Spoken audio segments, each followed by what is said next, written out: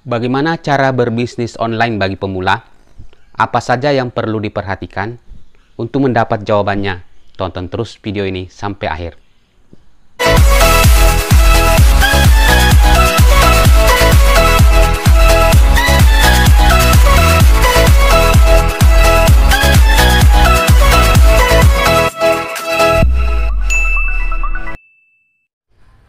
Oke, Assalamualaikum dan selamat pagi. Di video ini, kita akan mengupas apa saja yang perlu diperhatikan dalam memulai bisnis online atau jualan online. Setidaknya ada 10 faktor yang perlu diperhatikan. Oke, kita mulai saja.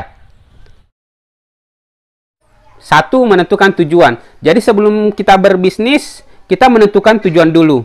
Untuk apa kita berbisnis ya? Setiap orang itu berbeda-beda tujuannya dalam berbisnis. Ada yang tujuannya misalnya kebetulan dia seorang karyawan di perusahaan atau seorang pegawai di sebuah instansi, dia ingin menambah penghasilan ya.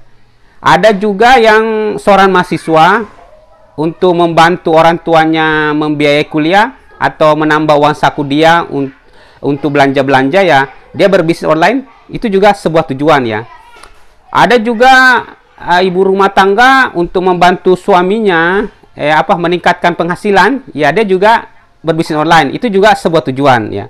Ada orang berbisnis ya murni karena untuk keperluan bisnis, untuk pengembangan ke depan. Jadi bisnis ini ini adalah langkah awal untuk mengembangkan bisnisnya ke depan supaya tambah besar dan berkembang gitu. Ada juga orang berbisnis ya sekedar mengisi waktu luang, daripada waktu luangnya terbuang percuma di sela-sela kesibukannya, ya dia berbisnis supaya mendapatkan uang. Jadi setiap orang itu bisa saja dalam berbisnis online itu memiliki tujuan yang berbeda-beda dan itu bersifat personal ya. Jadi yang pertama, menentukan tujuan dulu dalam berbisnis online. Yang kedua, menentukan target. Target itu adalah merupakan pencapaian yang ingin kita raih itu. Jadi dari tujuan itu nanti akan muncul target apa yang ingin kita capai. Misalnya tentu beda antara kalau kita mau berbisnis murni, target yang ingin kita capai dengan kalau kita cuma untuk menambah penghasilan saja ya targetnya. Jadi target itu bisa berupa nominal yang ingin kita capai, berapa rupiah. Misalnya kita mahasiswa untuk menambah uang saku, ya kita misalnya target 2 juta per bulan. Misalnya kita seorang ibu rumah tangga, mungkin targetnya 3 juta per bulan. Misalnya kita karyawan sebuah perusahaan yang berbisnis online sambil sambil berbisnis dengan menjalankan aktivitas karyawan kita di waktu luang setelah bekerja, ya kita misalnya punya target 4 juta per bulan. Jadi dari tujuan tersebut akan muncul target yang ingin kita capai ya. Yang ketiga adalah perkiraan modal dan perkiraan waktu yang dialokasikan untuk bisnis ya. Jadi bisnis itu adalah proses, butuh modal, butuh usaha, butuh waktu. Jadi kita harus memperkirakan ya. Cuma di antara berbagai macam tujuan yang telah kita tentukan itu alokasi waktu, modal yang diperlukan bisa berbeda-beda itu.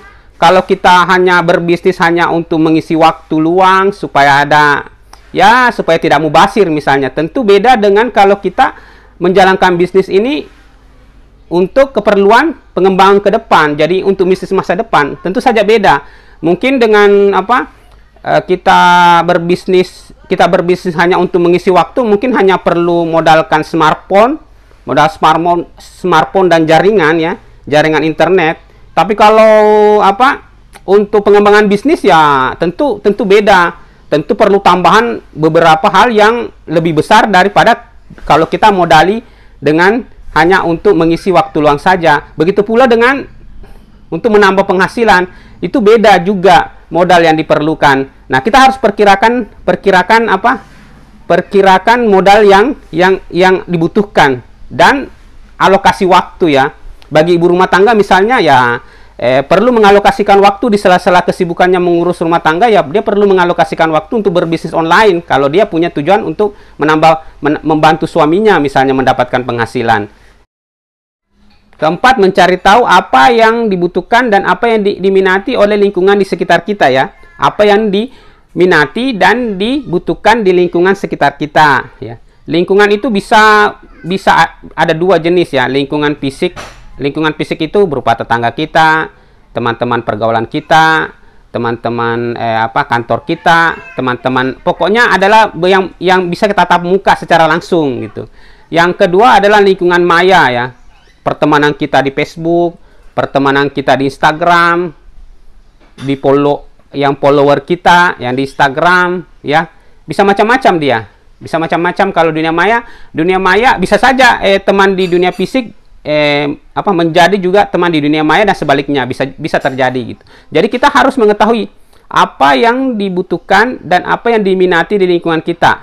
Jadi ini perlu sebagai landasan dalam menentukan produk atau jasa yang ingin kita jual dalam bisnis, ya.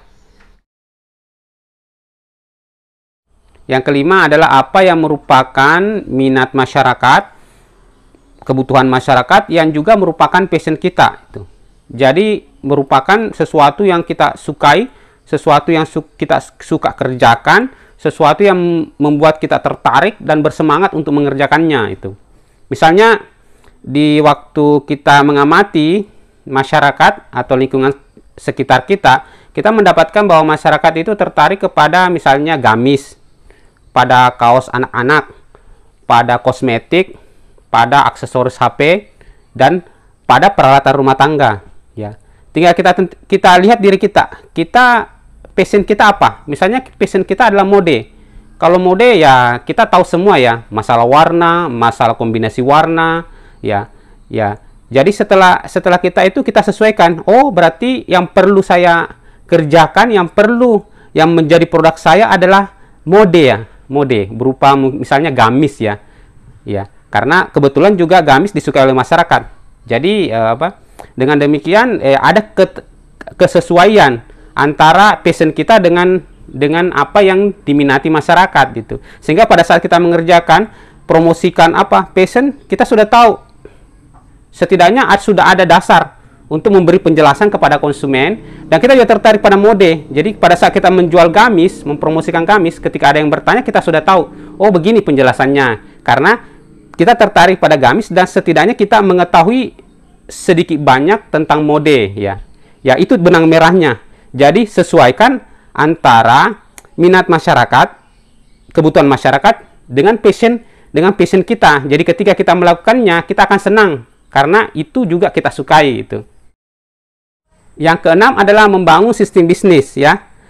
Di dalam sistem bisnis ini yang harus kita perhatikan adalah ke depan kita akan berperan sebagai reseller atau dropshipper atau kedua-duanya, ya.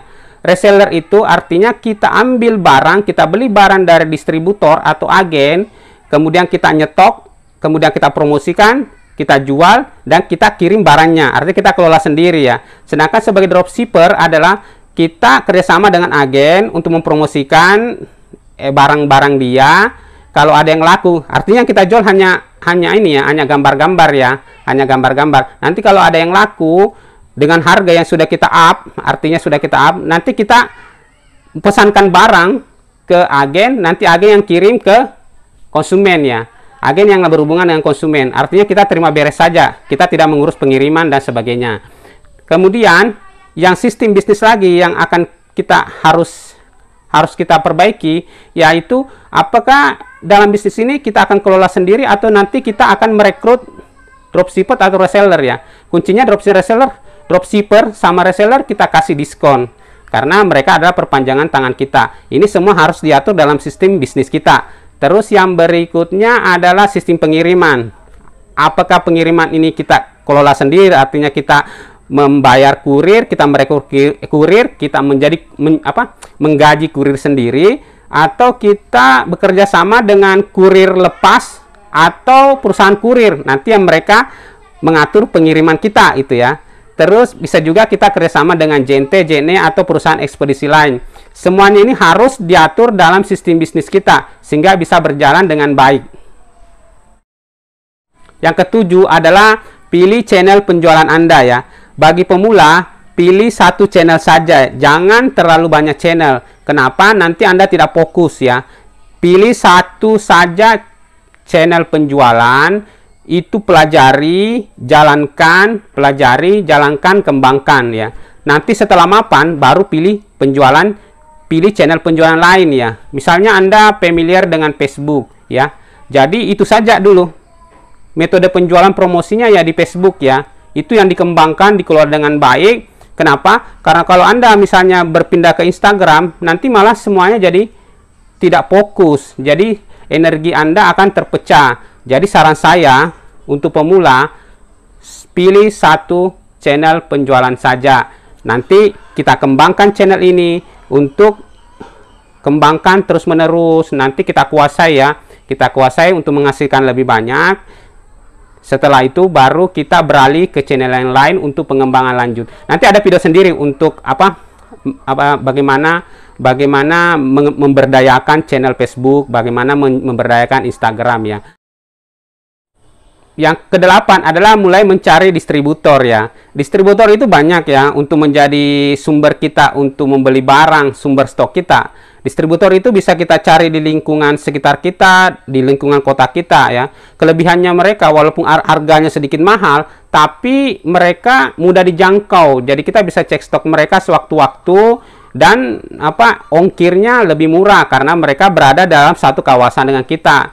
Bisa juga kita cari distributor di Shopee, Bukalapak atau sejenisnya ya. Banyak sekali toko supplier di situ itu yang bisa kita jadikan stok. Kita tinggal pelajari bagaimana cara membeli barang di Shopee, di Bukalapak dengan cara lebih murah karena mereka itu bebannya di ongkir. Tapi ada beberapa yang memberikan diskon ongkir. Nah, itu kita harus dalami. Jadi faktor kedelapan ini juga sangat berperan karena ini merupakan menjadi sumber stok kita untuk kelanjutan bisnis kita ke depannya. Yang kesembilan adalah melakukan promosi ya. Segera lakukan promosi itu. Tonjolkan kelebihan-kelebihan produk kita, apa kelebihan-kelebihannya kepada konsumen sehingga konsumen akan tertarik ya. Jadi lakukan saja. Ini merupakan inti bisnis. Promosi adalah merupakan inti bisnis.